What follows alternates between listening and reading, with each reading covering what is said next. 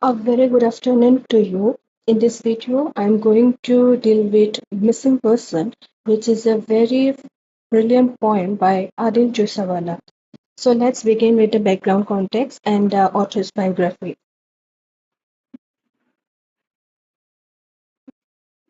Hmm.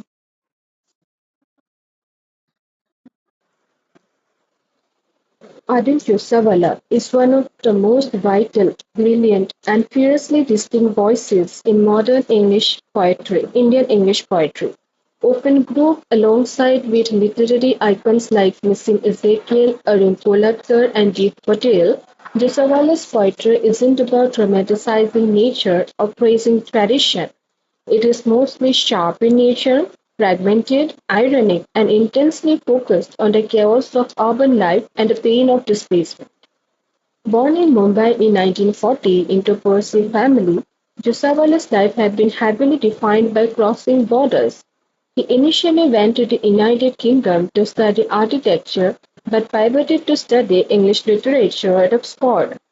He spent over a decade teaching language and writing plays in England.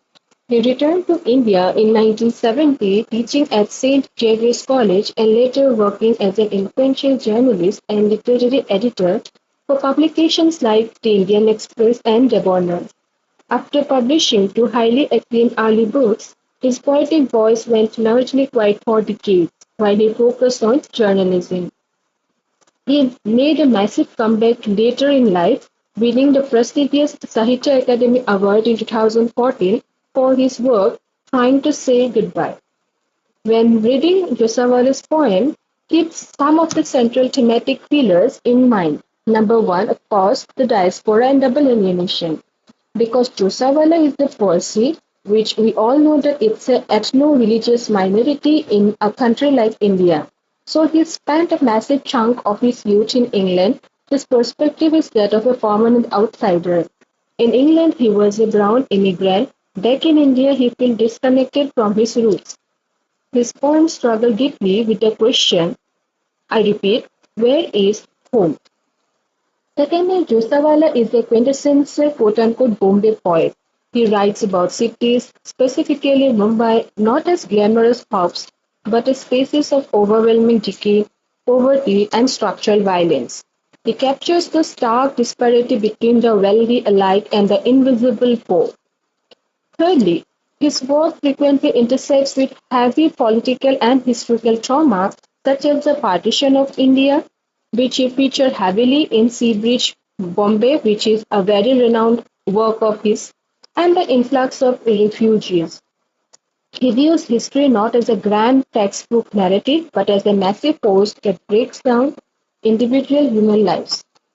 Jusawala's style can be challenging at first glance, but once you know what he is doing, it becomes incredibly rewarding. His poem reads like a montage of broken images rather than a smooth story. This mirrors the fragmented nature of modern psychological and cultural identity. He doesn't sugarcoat reality, expect a tone that is biting, detached, and skeptical of political promises or superficial national pride.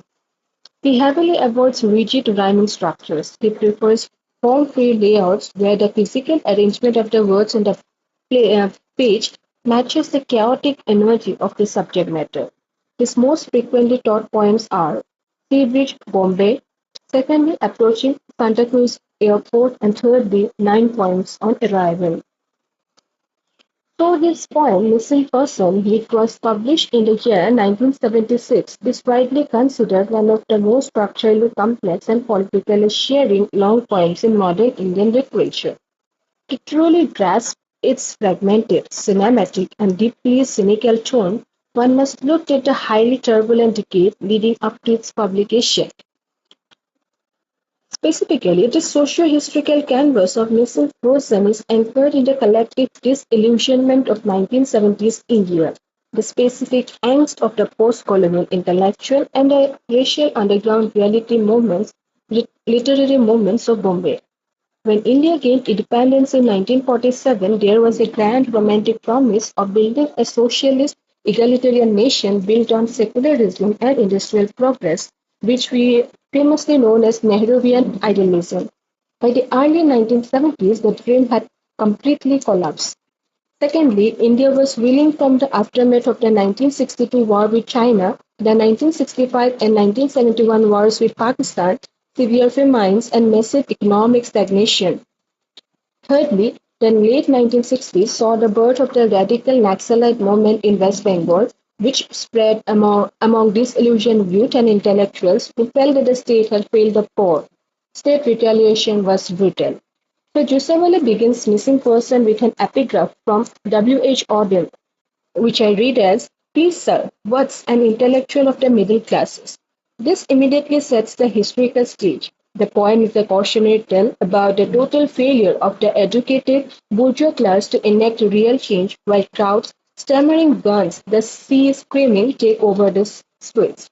Jussawala spent 1957 to 70 in England witnessing global political upheavals, be it the civil rights movement, anti-Vietnam War protests, and the student revolts of May 1968. When he returned to Mumbai in 1970, he found an intellectual elite that talked a big game about revolution but was functionally paralyzed. The missing person, which is referred to as quote-unquote he throughout the poem, is the prototype of the westernized post-colonial Indian intellectual. This character is caught in a trap of intense bourgeois guilt. He watches movies, reads European theory, and speaks perfect English, but he is completely disconnected from the actual masses of the India. He wants to be a savior or revolutionary, but he is structurally a parasite. His identity is missing because he belongs neither to the West nor to the real India. Though written over several years, the collection was published in 1976, right in the middle of the internal emergency declared by then Prime Minister of India, Indira Gandhi. This period, as we all know, saw the suspension of fundamental rights, rigorous press censorships, and the jailing of political dissidents. As a whole, the atmosphere of paranoia was there, state surveillance was there, silenced voices and fractured realities heavily mirrors the formal layout of the poem Missing Person. The poem's broken line, shifting perspectives, and sudden disembodied voices capture the terror of a nation whose democratic consciousness has gone missing. So the formal radicalism of the poem cannot be separate from the material condition of its production. In the 1960s and 70s, Bombay was the epicenter of an anti-establishment avant-garde literary subculture. So disillusioned by mainstream conservative publishing houses, Jussawala, along with poets like Arvind Krishna Mehrotra, Arun Kolatkar and Gift Patel, formed a self-publishing cooperative which is known as the Clearing House. They also ran underground, cyclo-style little magazines. These magazines rejected polite traditional poetic forms in favor of raw, aggressive, surrealist, and cinematic techniques. So Missing Person reads like a film script, which the examples like Household, Screen One, Flashback, because it was reacting directly to the commercialized media and Bollywood cultures of Bombay, using the language of mass media to critique mass manipulation. On a more specific socio-historical note, Jusawala's background as a Parsi plays a crucial role. This particular community in India was highly anglicized and historically favored by the British colonial administration. But post 1947, as India attempted to forge a new nationalist identity, minorities, especially highly westernized ones, faced an existential crisis of belonging. So, this particular poem is also a reflection of this specific cultural displacement. Someone whose education makes him a colonial remnant, whose ethnicity makes him a minority, and whose socio-economic status makes him an elite alien in his own city. So, Missing Person is a historical autopsy of 1970s India. It captures a nation bleeding from poverty, state tyranny, and failed revolutions narrated through the fractured consciousness of an English-educated intellectual who realizes that his privilege was made him utterly irrelevant to the historical moment.